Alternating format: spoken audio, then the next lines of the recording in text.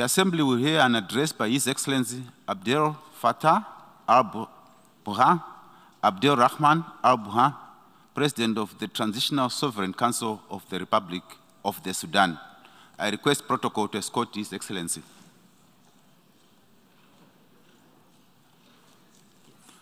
On behalf of the General Assembly, I have the honor to welcome His Excellency Abdel-Fattah Al-Burhan, Abdelrahman Al-Burhan, President of the Transitional Sovereign Council of the Republic of the Sudan, and to invite him to address the Assembly. Bismillah ar-Rahman ar-Rahim. In the name of God, the merciful and all-compassionate, President, Your Majesties, Excellencies, Heads of State and Government, Heads of Delegation, Secretary General of the United Nations, ladies and gentlemen, may the peace and compassion of God be with you. At the outset, I am pleased to extend to you, Mr. Chaba Korazi, my warmest congratulations on your election to preside over the United Nations General Assembly at its 77th session. I wish you every success in your work. I would like to express my appreciation also to your predecessor, Mr. Abdullah Shahid, who was President of the 76th session of the United Nations General Assembly.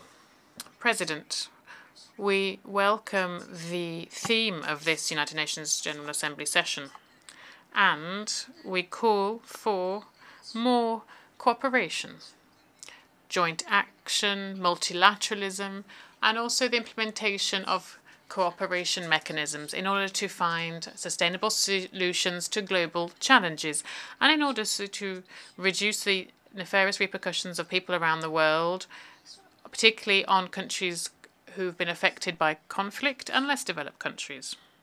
Ladies and gentlemen, I have the pleasure to look over the most recent political developments in Sudan and to reiterate our commitment for peace and a peaceful transition, to establish a real democracy that includes fair, free and transparent elections at the end of the transition period, in order to establish a civilian regime which represents all Sudanese people,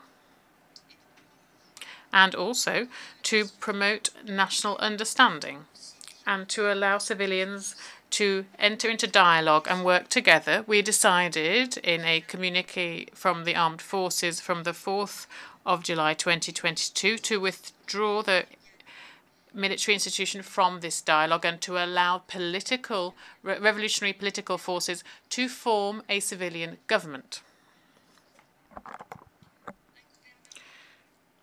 This will be a government which will be independent and will implement the rest of remaining requests from the transition period. Here, I wish to reiterate our commitment to cooperate with UNITAMS in line with the United Nations Charter and its mandate set forth by Security Council resolution and in line with the list of requests presented by Sudan to the United Nations to promote the transition.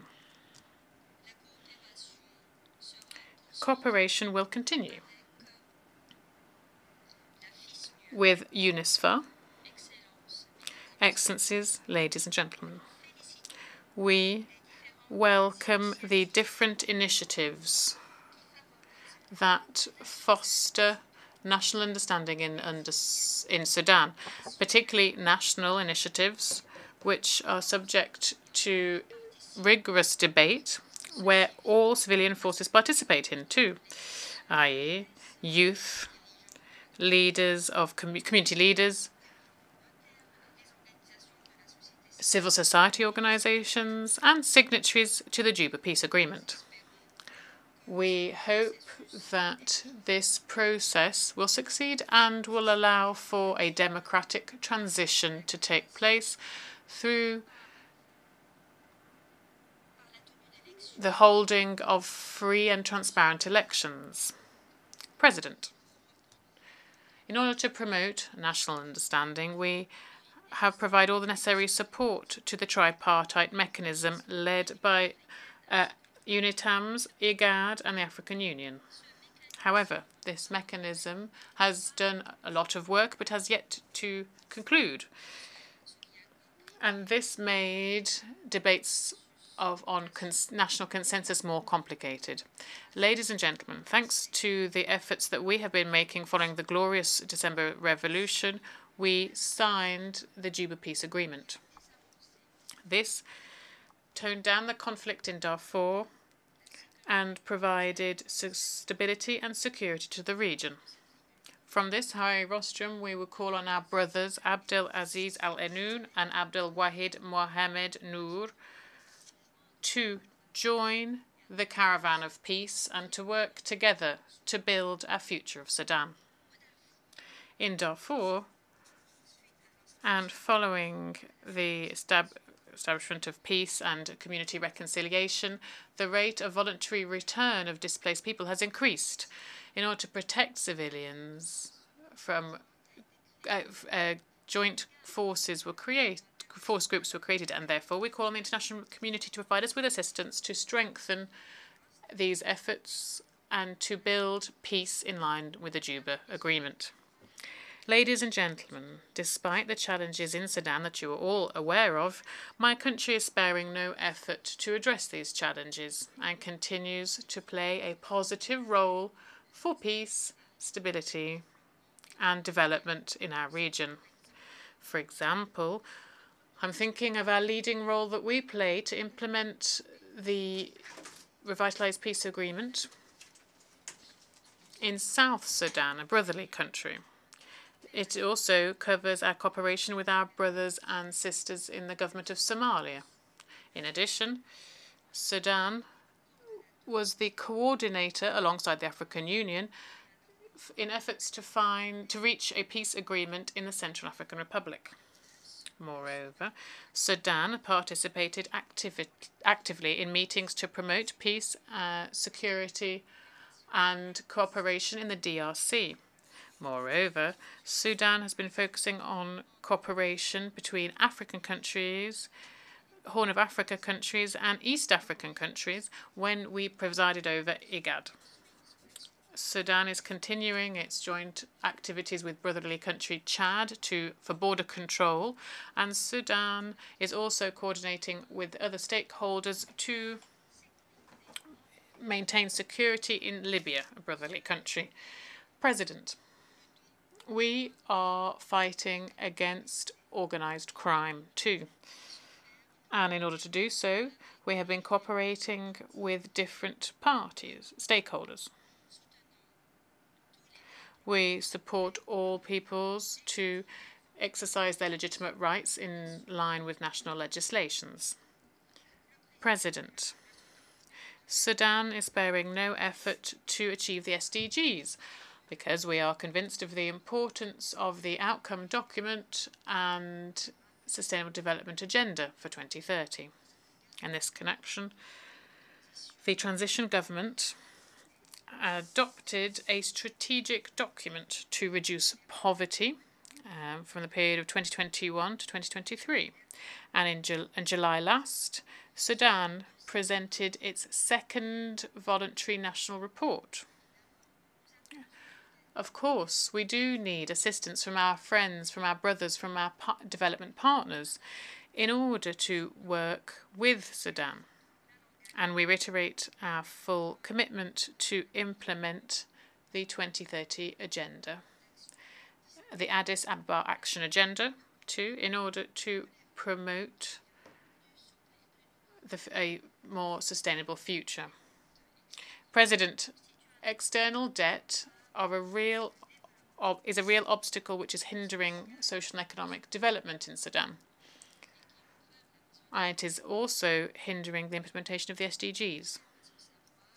I'm sure you know Sudan should be able to benefit from the highly indebted poor countries. This is a place I would like to call on the international community, brotherly countries and friends to honor the commitments they made during the Paris meeting in 2020 and the Berlin meeting in 2021.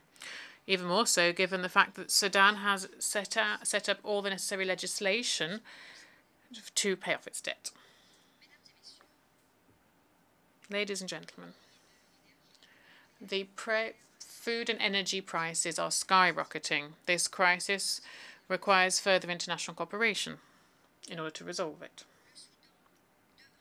Sudan should be able to guarantee its own food security on a regional and international level, but from this rostrum we call on the United Nations and specialized agencies, as well as regional organizations and brotherly countries, to support efforts of Sudan to meet this objective through transfer of agricultural technology, through capacity building, and through support for the creation of a center for agricultural research.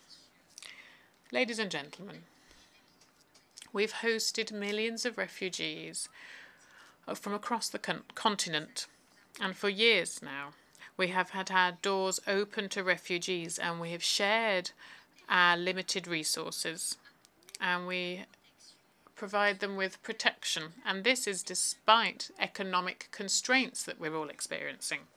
The number of refugees is currently at 4 million people. But climate change is continuing. Droughts and floods are multiplying too, and humanitarian assistance is falling. This is why we would like to recall our collective duty. We must act together to provide assistance to refugees. Ladies and gentlemen, there is another priority that Sudan has in disarmament. It is the proliferation of small arms and light weapons. Sudan, much like all developing countries, is suffering from this scourge. It is a scourge that has an economic and social dimension. This scourge has been made more complicated by competition for water, pasture resources, for mineral resources too. And this has caused these weapons to proliferate further. Therefore, we need to be able to control these weapons. Ladies and gentlemen, now, in terms of Security Council reform, we support the Common African Position. We participated in the informal intergovernmental negotiation process on Security Council reform. The Security Council must be reformed, and this must be far-reaching reform and should include reform of the working methods of the Security Council in order to address the negative effects of current practices. For example, we have seen that unilateral wording has been used and the hegemony of pen holders over some countries. Ladies and gentlemen, in conclusion, I would like to thank all brotherly, friendly countries who have stood by our side at our darkest times. I would like to call on the international community, the UN, and our friends to show further solidarity with Sudan. Thank you very much. President, may peace be with you. On behalf of the Assembly, I wish to thank the President of the Transitional Sovereign Council of the Republic of Sudan for the statement just made, and I request protocol to escort His Excellency.